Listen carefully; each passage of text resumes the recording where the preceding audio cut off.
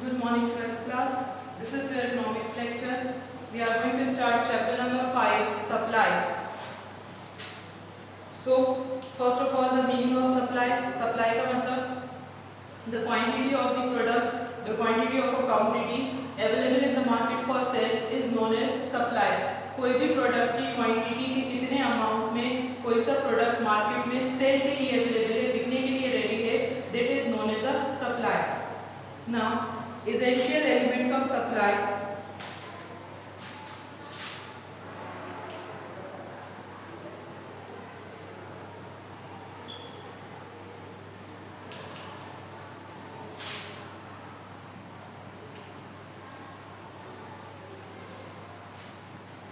Essential elements क्या क्या चीज़ें ज़रूरी है सप्लाई में.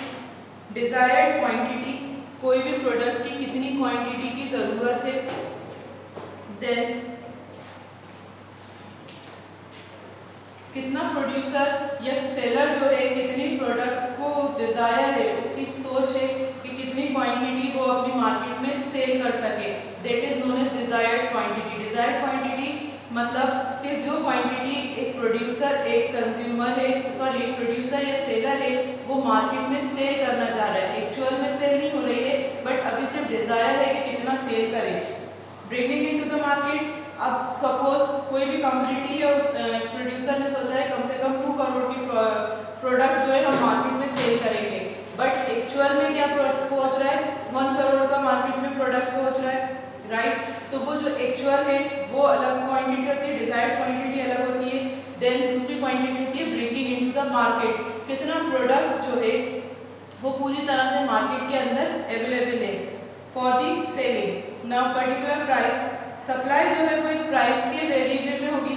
कोई भी चीज़ है मार्केट में अगर पहुंच रही है तो उसकी प्राइस क्या है. ये बुक्स हैं, बुक्स मार्केट में अवेलेबल हैं. अब कितनी प्राइस पे अवेलेबल है, हर बुक की हर पर्टिकुलर एक अलग ऑथर की बुक मार्केट में है और सबकी प्राइस जो है वो अलग है. तो प्राइस डिपेंड करती है कि एक प्रोडक्ट का कितना सप्लाई होगा, एक पर्टिकुलर प्रोडक्ट मार्केट में कितना सेल होगा पर्टिकुलर पीरियड ऑफ टाइम. और उसमें पर्टिकुलर पीरियड ऑफ टाइम भी देखा जाता है. सपोज ये बुक जो है ये अब इसी सेशन में बिकेगी, उसके बाद मई जून में कोई बुक नहीं परचेस करेगा.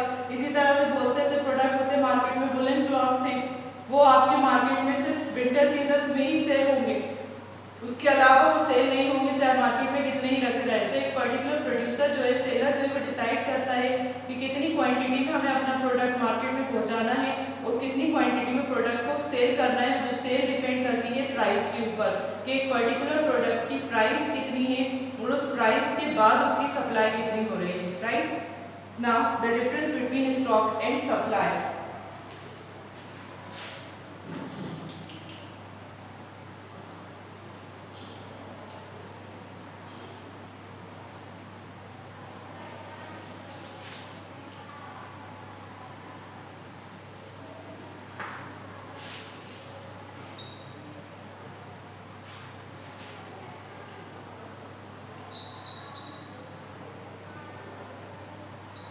Difference between stock and supply. अब हमारे थिंकिंग में क्या होता है कि मार्केट में बहुत जितना प्रोडक्ट आ गया वो एक स्टॉक है, but it is not true. Stock क्या है? स्टॉक वो है कि एक प्रोड्यूसर ने या एक सेलर ने एक कमोडिटी जिसका प्रोडक्शन हो रहा है, उस कमोडिटी का टोटल प्रोडक्शन जितनी क्वांटिटी में वो प्रोड्यूस करके उसकी फर्म में या उसकी इंडस्ट्री में रखा गया है, that is known as a stock. और सप्लाई में क्या होता है कि जितना वो स्टॉक है उसमें से कितना पोर्शन, कितना पार्ट या कितनी क्वांटिटी मार्केट में सेल के लिए आ गई है, that is known as a supply. So there is a difference between stock and supply. Stock वो मटेरियल जो इंडस्ट्री के पास रखा हुआ है, उस रखे हुए मटेरियल में से, क्वांटिटी में से मार्केट में कितना सेल के लिए आया है, that is a supply. So quantity, stock की क्वांटिटी सप्लाई से हमेशा ज़्यादा ही होती है, सप्लाई से कम स्टॉक की क्वांटिटी नहीं होती. जितना स्टॉक होता है उसके अंदर से प्रोडक्ट को मार्केट में सप्लाई करा जाता है, बट सप्लाई की क्वांटिटी स्टॉक से कभी ज़्यादा नहीं हो सकती. जितना स्टॉक है वही सेल होगा, अदरवाइज स्टॉक से ज़्यादा सेल कहाँ से होगा, जब तक प्रोडक्शन नहीं होगा तो मार्केट में सेल भी नहीं हो सकता. The third point, effect of price change. If there is a change in the price in the market, it does not affect the quantity of the stock. Stock quantity, एक product की production हो गया और वो stock जो है industries में या फर्म में रखा हुआ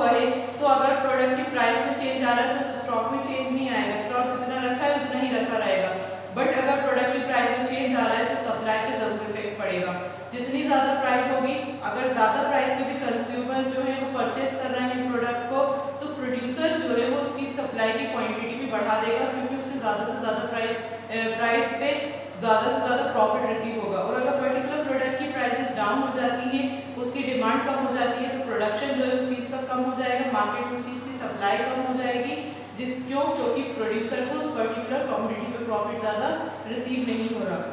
तो प्राइस किस पे इफेक्ट कर रही है? प्राइस जो है वो सप्लाई पे इफेक्ट कर रही है, स्टॉक पे इफेक्ट नहीं कर रही है।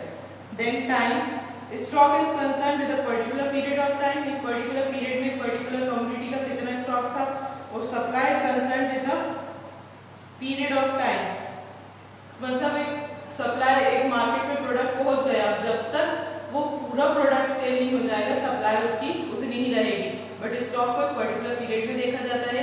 सो this is the difference between stock and a supply. Now individual supply, supply दो तरह का होता है, एक होता है इंडिविजुअल सप्लाई और एक होता है मार्केट सप्लाई। इंडिविजुअल सप्लाई जो एक नाम से समझ में आ रहा है, इंडिविजुअल है, पर्टिकुलर फर्म है, पर्टिकुलर बिजनेस है, उनका कितना सप्लाई है, उस सप्लाई पर उनकी कितनी प्राइसेस हैं, अगर प्राइसेस बढ़ रही हैं तो सप्लाई भी बढ़ा रहे हैं, प्राइसेस कम हैं तो सप्लाई को भी कम रख रहे हैं। सो this is individual supply, particular business particular firm का एक उनका खुद का कितना प्रोडक्ट है, कितना सप्लाई है, that is individual supply.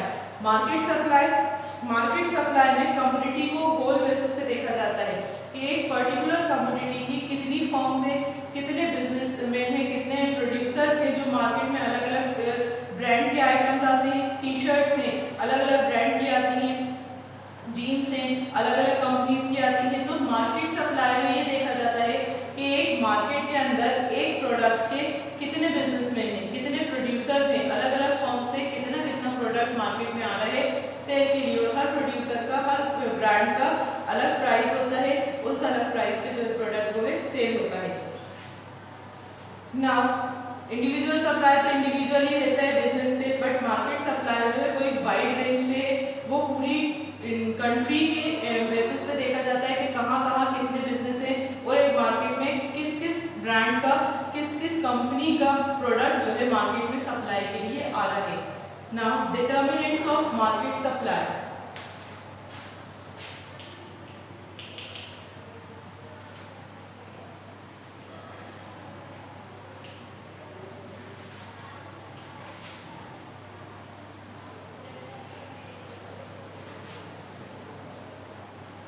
Market supply के डिटर्मिनेंट्स, मार्केट सप्लाई को किस चीज से डिटरमाइन करा जाता है कि मार्केट सप्लाई प्रोडक्ट की कितनी है। फर्स्ट है price of the commodity, price of commodity जो है वो डिटरमाइन करती है कि एक प्रोडक्ट की सप्लाई कितनी होगी। अगर प्रोडक्ट की प्राइस जो है वो बहुत ज़्यादा हो जाती है तो प्रोड्यूसर को प्रॉफिट भी ज़्यादा रिसीव होगा, कम कॉस्ट पे एक प्रोडक्ट तैयार कर रहे हैं और उसको मार्केट में ज़्यादा से ज़्यादा प्राइस में सेल कर रहे हैं और उसकी सेल हो भी रही है, तो प्राइस जो है वो डिटरमाइन करता है कमोडिटी की सप्लाई को मार्केट के अंदर। अगर मोस्ट प्रोड्यूसर्स या प्राइमरी फैक्टर्स जो है वो डिटरमाइन कर रहा है प्राइस, प्राइस ज़्यादा है, प्रोड्यूसर को ज़्यादा से ज़्यादा उससे प्रॉफिट रिसीव हो रहा है, तो जितना ज़्यादा उसे प्रॉफिट रिसीव होगा उतनी ज़्यादा वो अपना प्रोडक्ट का सप्लाई करेगा मार्केट के अंदर। सपोज किसी प्रोडक्ट की प्राइस कम हो जाती है, वैल्यू कम हो जाती है, तो प्रोड्यूसर को उसे कम प्राइस पे सेल करना पड़ता है, कम प्राइस पे सेल करेगा तो उसका प्रॉफिट के भी कम चांसेस होंगे, जब प्रॉफिट के कम चांसेस होंगे तो वो प्रोडक्शन जो है वो कम करेगा, प्रोडक्शन कम होगा तो मार्केट में सप्लाई भी कम होगा। सो this is the determinant of supply. पहला डिटर्मिनेंट होता है price. Price of other commodities, हमने इससे पहले भी डिटरमाइन करा है, इससे पहले भी स्टडी करी है कि कोई भी प्रोडक्ट है अगर उसकी दूसरा अदर कमोडिटी दूसरी कमोडिटी की, जैसे हमने टी और कॉफ़ी की एग्जाम्पल पढ़ी थी इससे पहले कि एक प्रोडक्ट की प्राइस जो है कम हो गई है तो उसकी डिमांड बढ़ जाएगी, तो डिमांड बढ़ेगी तो उसकी सप्लाई भी बढ़ेगी। तो कोई भी प्रोडक्ट मार्केट में जो आ रहा है वो उसके सब्स्टिट्यूट भी देखा जाता है कि अगर उसके सब्स्टिट्यूट की प्राइस जो है कम हो गई या डिमांड ज़्यादा हो गई तो हमारे पर्टिकुलर प्रोडक्ट पे उसका इफेक्ट बहुत तेज़ी से पड़ेगा। This is market supply. Prices of inputs, prices of inputs means raw material के प्राइसेस। कोई प्रोडक्ट भी तैयार हो रहा है, अगर वो बहुत अच्छा क्वालिटी का बनाया जा रहा है तो उसमें रॉ मटेरियल भी बहुत अच्छा लगाया जाएगा। कभी कभी रॉ मटेरियल बाहर फॉर्म से बाहर कंट्री से इंपोर्ट कराना पड़ता है तो उसकी कॉस्ट ऑफ प्रोडक्शन ज़्यादा हो जाएगी, प्रोडक्ट की कॉस्ट ऑफ प्रोडक्शन ज़्यादा हो जाएगी तो इनपुट्स की कॉस्ट ज़्यादा हो जाएगी तो उस पर प्रॉफिट कम होगा। कॉस्ट के हिसाब से अगर प्राइसेस बढ़ा देंगे तो उस चीज़ की सप्लाई मार्केट में उतनी नहीं होगी। तो मार्केट सप्लाई किस पे डिटरमाइन कर रही है? कॉस्ट ऑफ इनपुट्स के इनपुट्स पे कितनी प्राइस लग रही है, रॉ मटेरियल में कितनी प्राइस लग रही है, उस रॉ मटेरियल के अकॉर्डिंग जो है वो सप्लाई डिसाइड करी जाती है। Then technological changes modern industries हैं, कोई सी बहुत सी फर्म्स ऐसी हैं जहाँ पर मॉडर्न मशीनरीज यूज़ हो रही हैं, लेबर से ज़्यादा मैनमेड चीज़ों से ज़्यादा मशीनरी की चीज़ें यूज़ हो रही हैं। सपोज एक सूट है उस पर वर्क करवाया जा रहा है, पहले लोग हाथों से करते थे, अब मशीन से कर रहे हैं, अब कंप्यूटराइज्ड आ गया। सो ट्रेंड जो है वो चेंज हो रहा है, जितनी मॉडर्न टेक्नोलॉजी होगी उतनी ज़्यादा प्राइजेस हाई फाई होंगी, जितनी प्राइजेस ज़्यादा होंगी उतनी सप्लाई ज़्यादा होगी। तो modern technologies is also depend, supply is also depend on modern technology. Now government policy supply जो है गवर्नमेंट पॉलिसी पे भी बहुत ज़्यादा डिपेंड करती है। गवर्नमेंट ने अगर अपनी पॉलिसी, जैसे अभी जीएसटी लगा दिया, बहुत सारे ऐसे प्रोडक्ट हैं जिनका इतनी सेल नहीं है जितना उस पर जीएसटी लगा हुआ है, तो क्या हो रहा है मार्केट में वो प्रोडक्ट कम आ रहा है, उसकी सप्लाई कम हो रही है। बहुत सी गवर्नमेंट की पॉलिसीज, टैक्सेशन पॉलिसीज या इम्पोर्ट एक्सपोर्ट करने की पॉलिसीज, इम्पोर्ट पॉलिसी में अगर गवर्नमेंट ने ज़्यादा टैक्सेस लगा दी, एक्साइज ड्यूटी ज़्यादा लगा दी, तो बाहर से प्रोडक्ट इंपोर्ट नहीं करवा सकते ऐसा रॉ मटेरियल, तो प्रोडक्ट की क्वालिटी में फ़र्क आ जाएगा, कम्युनिटी की क्वालिटी में फ़र्क आ जाएगा, जिससे उसकी सेल कम हो जाएगी। So all these government policies जो है विल इफेक्ट दी सप्लाई पे बहुत ज़्यादा उसका इफेक्ट पड़ता है।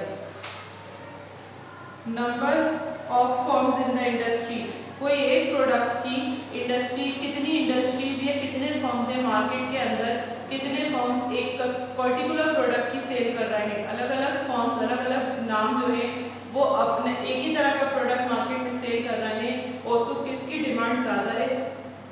Supply is also depend on that. Expectation of price और fall in price in future,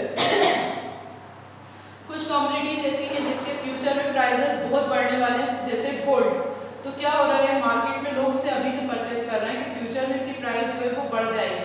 कुछ प्रोडक्ट ऐसे हैं जिनकी प्राइसेस अभी कम हो गई है किसी रीज़न की वजह से सडनली, और फ्यूचर में जाकर वो बहुत बढ़ जाएगी, तो उसकी सप्लाई प्रेजेंट में ज़्यादा होगी, फ्यूचर की वजह से लोग प्रेजेंट में ज़्यादा खरीदेंगे।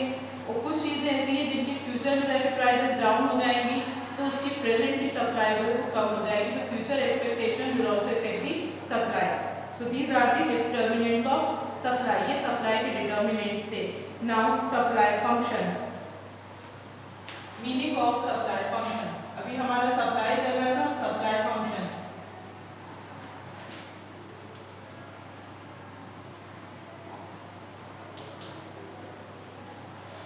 सप्लाई फंक्शन किस तरह से सप्लाई जो है मार्केट में होता है, उसको फंक्शन कैसे करा जाता है, सप्लाई का काम कैसे करा जाता है, that is known as supply function. Supply function determinant of supply together in the form of functional relationship, जो भी सप्लाई हो रहा है प्रोडक्ट का वो फंक्शनल रिलेशनशिप बताता है कि किस तरह से प्रोडक्ट बना, किस तरह से मार्केट में आया और किस तरह से उसको बेचा गया। सप्लाई फंक्शन एक फंक्शनल रिलेशनशिप है बिटवीन क्वांटिटी, कितनी क्वांटिटी सप्लाई हुई है और कितने फैक्टर्स हैं जिसने उन पे इफेक्ट करा है, कितने डिटर्मिनेंट्स हैं।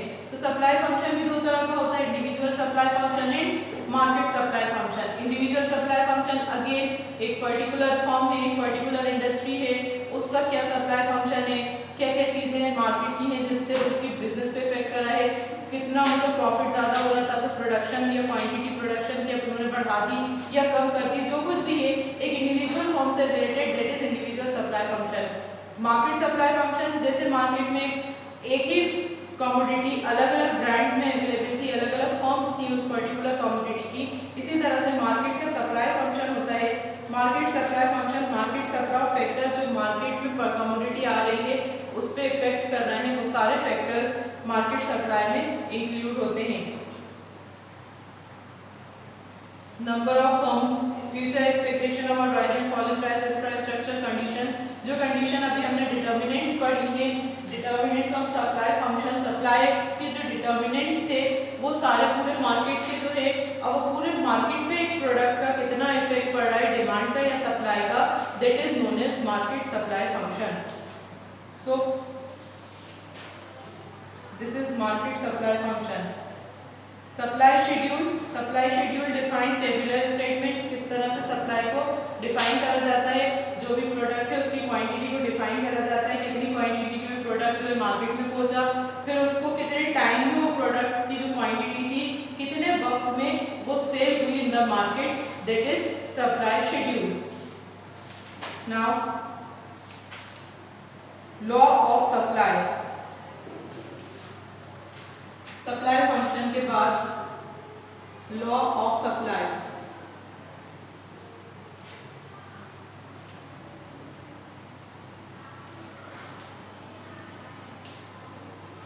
लॉ ऑफ डिमांड पढ़ा था हमने, डिमांड का क्या लॉ है, किस तरह से पर्टिकुलर प्रोडक्ट की डिमांड होती है। Now the law of supply, the law of supply depicts that there is a direct relationship between price and quantity supplied, other factors being constant। जो लॉ ऑफ सप्लाई ये classified करता है कि एक particular product जब market के अंदर गया तो उसकी प्राइस कितनी थी, उस पर्टिकुलर प्राइस के ऊपर कितनी क्वांटिटी जो है वो सोल्ड हुई, कितनी क्वांटिटी जो है वो बिकी, तो वो दूसरे और बाकी सारे फैक्टर्स जैसे थे वैसे ही रहे। मतलब सेल हुई, कितने कस्टमर्स थे, कितने मार्केट में सेलर्स थे, और भी बहुत से फैक्टर्स हैं वो सेम रहे, सिर्फ प्राइस कितनी थी और उस पर्टिकुलर प्राइस पे कितनी क्वांटिटी में प्रोडक्ट जो है वो सेल हुआ, that is known as law of supply. Supply का लॉ जो है वो प्राइस और सप्लाई के ऊपर डिपेंड करता है। Law of supply, price of other goods remain unchange, जो भी सब्स्टिट्यूट्स हैं, दूसरे गुड्स हैं, दूसरी फर्म्स के प्रोडक्ट्स हैं, वो जो है वो सेम प्राइस पे रहे, उनकी प्राइस चेंज नहीं हो, सिर्फ अपने जो कम्युनिटी का हम सप्लाई निकाल रहे हैं उस कम्युनिटी के प्राइस में अगर चेंजेस आए हैं तो उसका सप्लाई कितना हुआ, लॉ ऑफ सप्लाई में वो देखा जाता है। There is no change in the state of technology, technology में कोई चेंज नहीं आया, जो क्वालिटी हम पहले प्रोड्यूस कर रहे थे वही क्वालिटी प्रोड्यूस करें। Prices of factors of production remain unchange, जो रॉ मटेरियल है या कॉस्ट ऑफ प्रोडक्शन है वो भी सेम हो। टैक्सेशन पॉलिसीज भी गवर्नमेंट की चेंज ना हो। Objectives of producer remain unchange, जो प्रोड्यूसर के ऑब्जेक्टिव्स हैं वो भी सेम रहे। जब ये सारी कंडीशन सेम हैं, सिर्फ प्रोडक्ट की प्राइस में चेंज आया है, उस प्राइस में चेंज आने के बाद अब सप्लाई मार्केट में कितनी हुई है, that is known as law of supply. Now the salient features of law of supply, salient features और कैरेक्टरिस्टिक्स, कि क्या कैरेक्टरिस्टिक्स हैं, क्या सैलिएंट फीचर्स हैं इस लॉ ऑफ सप्लाई के।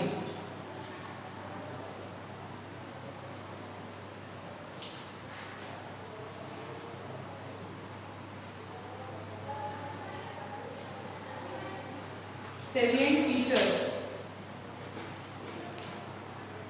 positive relationship, the law of supply states that there is a positive relationship between price and quantity supply। law of supply बताता है कि जो भी प्राइस है एक पर्टिकुलर कम्युनिटी की, उसकी क्वांटिटी की, वो उसके ऊपर एक दूसरे को डायरेक्टली डिपेंड कर रही है, उनका रिलेशनशिप जो है वो पॉजिटिव है। सपोज प्राइसेस बढ़ेंगे तो सप्लाई भी बढ़ेगा, प्राइसेस कम होंगे तो सप्लाई भी कम होगा, तो दोनों के बीच का रिलेशनशिप जो है वो पॉजिटिव है। Direction of change in supply, law of supply signifies the direction of change, it does not show the magnitude of change। Direction of change मतलब जो लॉ ऑफ सप्लाई है वो सिर्फ ये बताता है कि पर्टिकुलर प्रोडक्ट की सप्लाई में चेंज किस तरह से आया, मतलब ज़्यादा बढ़ा कि कम बढ़ा, वो डायरेक्शन बताता है कि वो डेवलपमेंट की तरफ गया है या उसको लॉस की तरफ गया है, पर किस हिसाब से गया है वो हमें सप्लाई फंक्शन से नहीं पता चलता। No proportional relationship, it does not establish any proportional relationship between change in price and cost। मतलब डायरेक्ट रिलेशनशिप बताता है कि प्रोडक्ट की प्राइस जो है वो बढ़ी या कम हुई, उसकी वजह से उसके सप्लाई पे क्या इफेक्ट पड़ा, बट उस इफेक्ट से क्या कॉन्सिक्वेंसेस थे, फर्म पे क्या इफेक्ट पड़ा या दूसरे प्रोडक्ट की सप्लाई पे क्या इफेक्ट पड़ा, वो हमारा लॉ ऑफ सप्लाई से पता नहीं चलता।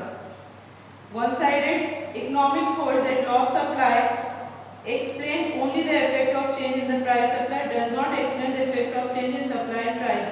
That is why law said to be one-sided। law जो है वो one-sided कहा गया है, क्यों? क्योंकि इकोनॉमिक्स ने बताया कि इफेक्ट ऑफ चेंज सप्लाई पे क्या इफेक्ट पड़ा ऑन प्राइस, अगर सप्लाई पे चेंज आया है तो प्राइस पे क्या इफेक्ट पड़ा वो बताते, बट प्राइस पे चेंज आने से सप्लाई पे क्या इफेक्ट पड़ा ये इकोनॉमिक्स नहीं बताते। तो लॉ ऑफ सप्लाई जो है वो वन साइडेड है, सिर्फ वो एक साइड बताता है, लॉ का सप्लाई या प्राइस का दूसरा साइड नहीं बताता। So this law is one sided. Now causes of application of law of supply.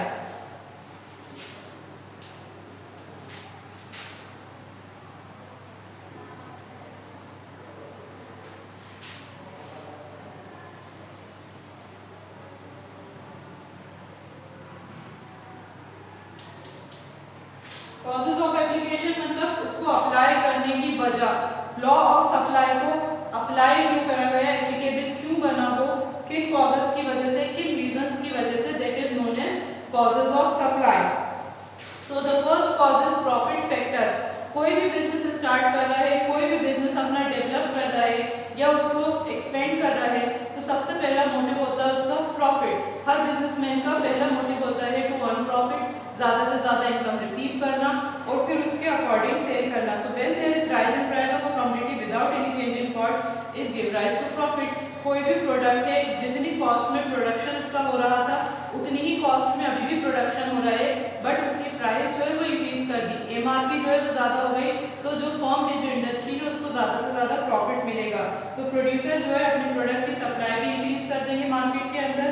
On the contrary, there is fall in prices, अगर प्राइसेस कम हो जाती हैं तो प्रॉफिट भी कम हो जाएगा. तो प्रोड्यूसर जो है अपने मार्केट में सप्लाई भी उसकी कम कर देंगे उस पर्टिकुलर प्रोडक्ट की.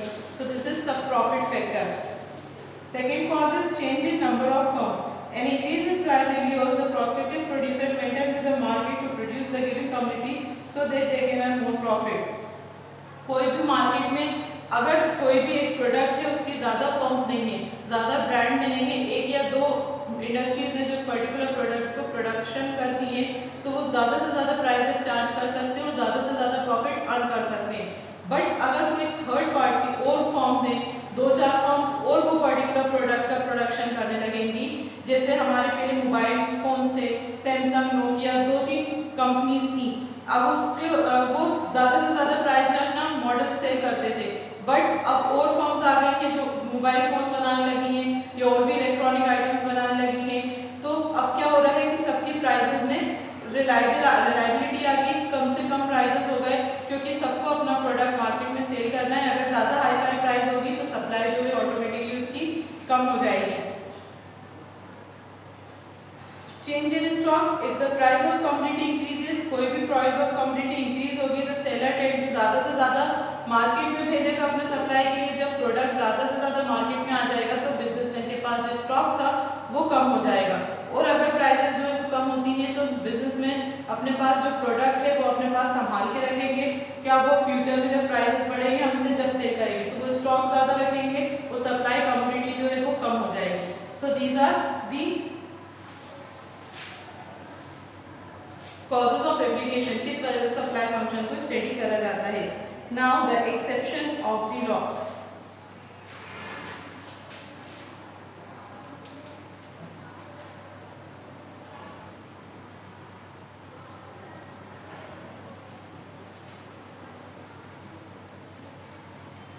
एक्सेप्शन मतलब कौन सी चीजें ऐसी हैं जो इस लॉ में इंक्लूड नहीं करी जाती. सप्लाई में, लॉ ऑफ सप्लाई में किन चीज़ों की एंट्री नहीं होती या किन चीज़ों को लॉ ऑफ सप्लाई में नहीं देखा जाता. First of all is perishable commodities. Perishable commodities suppose vegetables, fruits या मिल्क, ये सारी चीज़ें क्या है, हर 2-3 दिन बाद खराब हो जाती हैं. तो इसका सप्लाई, जितना प्रोडक्शन है उतना ही इसका मार्केट में सप्लाई हो जाता है. इसका प्राइस से कोई लेना देना नहीं है कि प्राइस अगर कम है तो प्रोड्यूसर कम बेचेगा. कोई से ऐसे आइटम प्रोड्यूसर सिर्फ उसी चीज़ का स्टॉक रखता है जो फ्यूचर में कभी भी सेल करते हैं, उसका प्रोडक्शन जो है, उसकी सेल, जो भी प्रोडक्ट है वो पेरिश नहीं होगा, ख़राब नहीं होगा. जो भी पेरिशेबल आइटम होते हैं वो लॉ ऑफ सप्लाई में इंक्लूड नहीं होते. बैकवर्ड कंट्रीज, इकोनॉमिकली बहुत सी ऐसी कंट्रीज हैं जो डेवलप नहीं हुई हैं पूरी तरह से, तो आर्टिकल लॉ ऑफ सप्लाई, वहाँ पर आर्टिकल जो है लॉ ऑफ सप्लाई वहाँ पर अप्लाई नहीं करता. जैसे for example article can not be increased with the increase in price. Shortage of sources, वहाँ पर रिसोर्सेज के, बैकवर्ड कंट्रीज जो है जो पूरी तरह से डेवलप नहीं हुई हैं, तो वहाँ पर क्या है, अभी रिसोर्सेज की कमी है. तो रिसोर्सेज की कमी को पूरा नहीं करा जा सकता. रिसोर्सेज सप्लाई जो है पूरी तरह से डिमांड के हिसाब से नहीं हो पाती, क्योंकि वहाँ पर रॉ मटेरियल या फैक्टर्स जो है वो पूरी तरह से अवेलेबल नहीं है अंडर डेवलप कंट्रीज में. रेयर कमोडिटीज, बहुत सी कमोडिटीज रेयर होती हैं. सपोज डायमंड है या कोई भी एक स्टोन है जो बहुत ज़्यादा प्रीशियस है, तो वो स्टोन उसकी प्राइस हमेशा ज़्यादा ही रहती है। उसकी प्राइस की वजह से उसका सप्लाई कम या ज़्यादा नहीं करा जा सकता, क्योंकि ये नेचुरली अवेलेबल होती हैं। तो नेचर में जो मिलती है वो चीज़ें ऐसी हैं जिसका सप्लाई जो है उसको लॉ ऑफ सप्लाई नहीं देखा जाता, वो उसका प्राइस से कोई रिलेशन नहीं होता। उसकी प्रीशियसनेस जो है वो डिपेंड करती है कि वो मार्केट में कितना सेल होगा। Agricultural good, certain agricultural goods, कुछ ऐसे एग्रीकल्चरल गुड्स हैं मार्केट में जिनका सप्लाई जो है प्रोड्यूसर्स पे डिपेंड नहीं करता, जिनका सप्लाई नेचुरल कैलेमिटीज़ पे डिपेंड करता है। कुछ एग्रीकल्चरल प्रोडक्ट ऐसे हैं कि जितनी ज़्यादा बारिश होगी उसका प्रोडक्शन उतना अच्छा होगा। कुछ एग्रीकल्चरल प्रोडक्ट ऐसे हैं कि अगर ज़्यादा बारिश हो गई, जैसे आजकल हो रहा है, तो बहुत सारे वेजिटेबल्स जो है उनकी प्राइसेस ऑटोमेटिकली बढ़ गई है, सप्लाई कम हो गई है, प्राइसेस बहुत बढ़ गई है। क्यों? क्योंकि बारिश में ख़राब हो गए। तो एग्रीकल्चरल गुड्स जो है उनमें लॉ ऑफ सप्लाई नहीं देखा जाता, क्योंकि वो कुदरत पे डिपेंड कर रहे हैं, नेचर पे डिपेंड कर रहे हैं। नेचर के हिसाब से उसकी सप्लाई कम या ज़्यादा हो रही है, एक मैनमेड के हिसाब से उसकी सप्लाई कम या ज़्यादा नहीं हो रही। Future expectation when decrease in price, तो अभी इससे पहले भी हमने पढ़ा था, फ्यूचर एक्सपेक्टेशन में लॉ ऑफ सप्लाई नहीं देखा जाता। बहुत से प्रोडक्ट ऐसे हैं जिनका प्राइसेस फ्यूचर में जाके कम होंगे तो उनका प्रेजेंट में सप्लाई कम हो जाएगा, और जैसे कुछ ऐसे प्रोडक्ट्स हैं जिनका फ्यूचर में प्राइस बढ़ने के चांसेस हैं, तो पब्लिक अभी से वो चीज़ खरीद के रखेगी तो उसका प्रेजेंट की सप्लाई ज़्यादा होगी, फ्यूचर की सप्लाई कम हो जाएगी। So these are the exceptions of the law we have studied today. Supply function, then law of supply. I hope you all have understood. It is enough for today. Thank you.